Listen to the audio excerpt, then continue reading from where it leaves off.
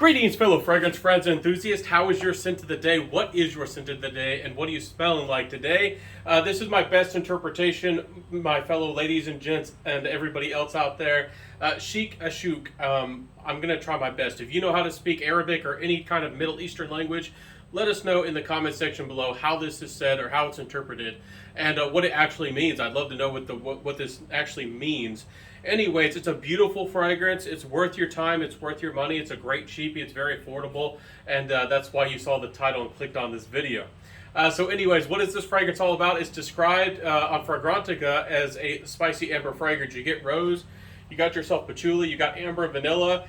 Classic, beautiful combo, of course. A solid presentation. We'll talk about the value later on in the video and what this really does for you. But again, there's rose, cinnamon, spices, some vanilla, that amber, some patchouli, some woody nuances, some ambroxan, and maybe a couple other notes snuck up in here. It's elegant, fancy, refined, and exactly what I want to see from a fragrance. Let me show you the sprayer. Solid sprayer.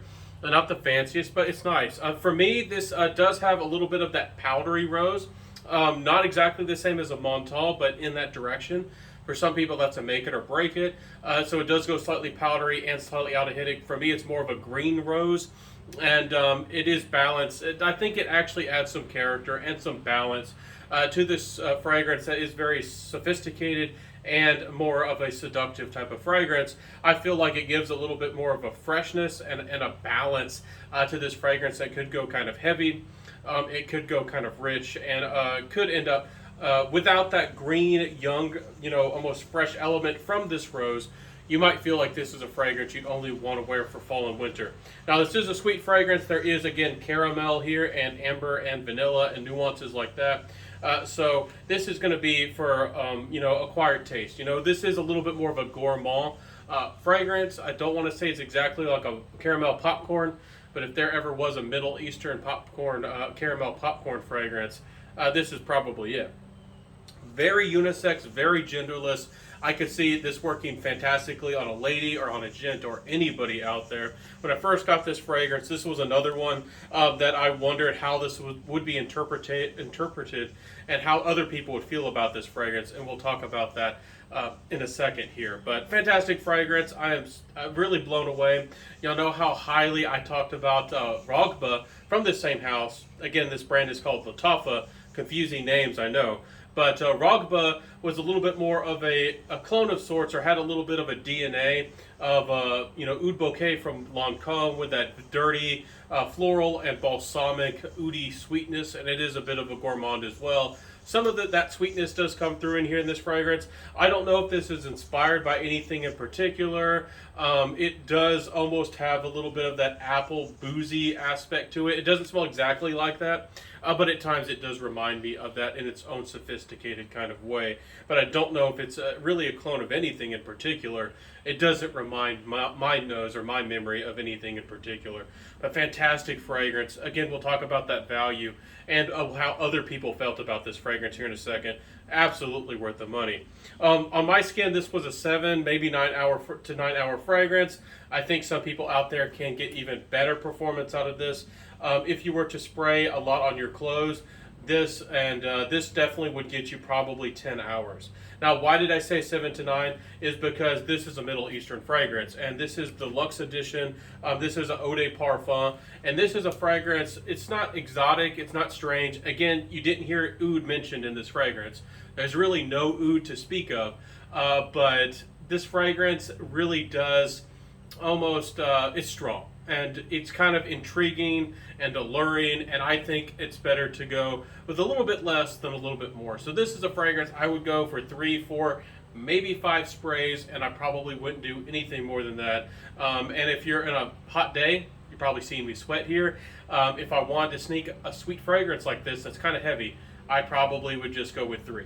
It's a solid fragrance though, and it works anytime, anywhere, again, for anybody and everybody. Fantastic fragrance.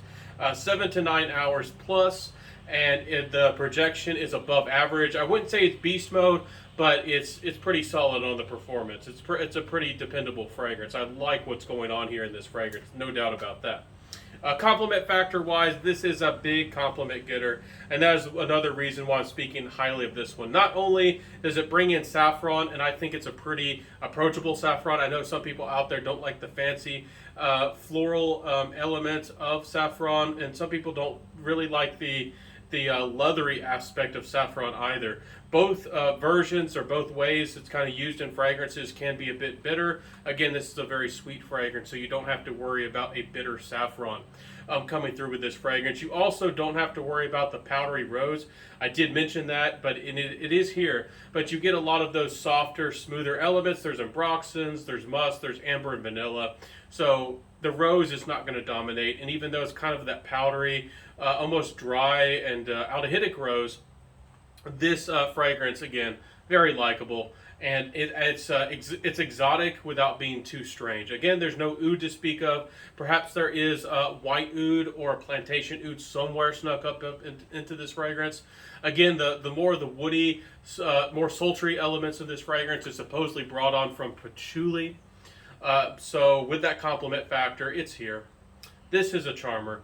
This can work magic for you. Is it the fanciest fragrance? Is it a hundreds of dollars niche fragrance? Does it have the naturals going on? No. But for the price, if you want something attractive, something that smells fancy, for the money, it smells like it's way out of its class. You know, value for money, something that smells expensive on a budget. It doesn't get much better than something like this, honestly. LATTAFA Pour Homme is a little bit more refined and maybe for the gentleman. And this one's unisex. I think a lot more people, this is really, might be the best for anybody out there who wants something exotic and different and smelling fancy. I'm hyping this up for a reason. It deserves it. So what are my final thoughts with this fragrance? I got my bottle for $25 US dollars. I'll put a link down below. This fragrance does sell out. There are some people who have spoken highly about this fragrance before, like the Scented Engineer. I don't think he reviews anymore. Perhaps somebody out there is still mentioning and talking about this a little bit. For $20 US dollars, this is a heck of a deal and a heck of a fragrance. And I wanted to show you all the presentation. That's why I have this box in my hand. That's why I've held onto this box. It's because at the very end I wanted to show you. This fragrance is, again, get it on discounters for $25. Honestly, I almost want to support LATTAFA even more. And almost, if you know where to get this one, whatever they're charging, $30, $35, $40, I almost would say it's worth giving them the money. It comes with a sleeve. I don't know if y'all can see that. This fragrance does have a story behind it. You can research the story. And the box is, I know you don't care about the box. Most people say throw away the box. But I wanted to show you all this. Hopefully y'all can see that right there where my finger is. That's like a proof of authenticity. It's like a holographic. It's something they put on some currencies and some really, really fancy credit cards. And you know this is real depending on how the light is shown on it and if it's in the right position with the light. And honestly, I don't really know of much of any brands, and it is something I would like to see maybe more done on more fragrances, Dior and Chanel, especially if you're going to protect your brand and be so, kind of rude and to the rest of the market and very protective, about selling and letting people sell or decant anything of theirs. And they definitely don't let their fragrances hit the gray market much of any with Dior and Chanel. Why not have something like this that really knows somebody's getting something authentic? It's hard to fake something like that, and most facilities don't have anything like that. Anyways, beautiful fragrance, highly recommended here. If you want your sweet tooth for this fall, if you're on a budget, you want a cheapie, you want something that's sweet and playful, again, fancy and elegant, and could work for dates, weddings, just about anything, and you're on a budget, this stuff is going to work. It's also, again, intriguing, not too Middle Eastern, but it's going to give you definitely just a little bit of that exotic flair. So again, if you definitely don't want to touch the world of oud, this might be a good way to touch the Middle Eastern fragrances. And especially if you don't want to mess with a clone, I understand some people don't, and I respect that. this might be a good way to just touch the waters of what everybody's been talking about with the Middle Eastern fragrances. So, wonderful fragrance. Let me know in the comment section below. Do you like amber, vanilla, rose? The idea of that, something rose and cinnamony and seductive, something that's refined, something that's elegant and on such a good budget. Do you think that's something that's possible?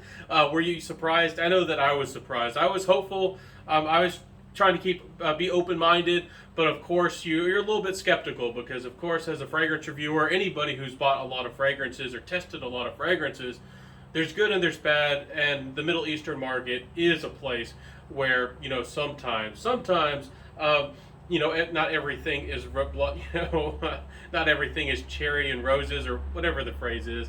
Not everything's perfect or peachy. This fragrance here, solid fragrance. Let me know again in the comment section below what you think about my review. How'd you like it? And have a beautiful day, everybody. I'll see you in the next fragrance review. I upload Mondays, Wednesdays, and Fridays. If you like learning about fragrance, exploring the world of fragrance, and smelling amazing, I'm happy that I could bring this affordable fragrance to you here today. So don't forget to like, subscribe, all that good stuff down below. You know how to support a fragrance channel. You know how to support any YouTube channel. You know how this platform works. So I'll see you soon, everybody. Have a beautiful day. Live well. Smell amazing. And I'll see you in the next video. Bye.